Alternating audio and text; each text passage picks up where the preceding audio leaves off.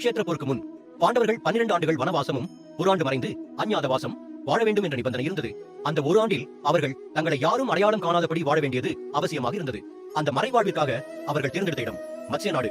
அந்நாட்டை ஆண்டவர் மன்னன் விராடன்.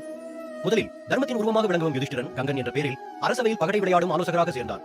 எப்போதும் அமைதியாக பேசும் அவரது ஞானம் விராட மன்னனை கவர்ந்தது. பிறகு அசாதாரண பலத்தை கொண்ட பீமன் வல்லாளன் என்ற பெயரில் சமையல்காரராக மாறினார். ஆனால் அவர் சாதாரண சமையல்காரர் அல்ல. 1000 பேருக்கான உணவை ஒருவராகவே சமைக்கக்கூடியவர். அனைவரையும் ஆச்சரியப்படுத்தியது அர்ஜுனனின் வேடம். அவர் பிருகநடை என்ற பெயரில் பெண் வடிவம் ஏற்று நடனமும் இசையும் கற்றுக் கொடுக்கும் ஆசிரியராக இருந்தார்.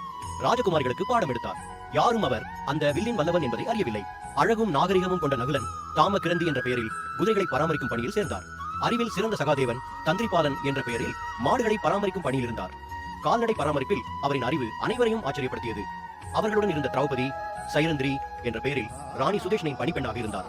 அரச மாளிகையில் இருந்தாலும் அந்த ஒரு ஆண்டுதான் அவர்களின் அறிவும் பொறுமையும் சோதிக்கப்பட்ட காலமாக இருந்தது.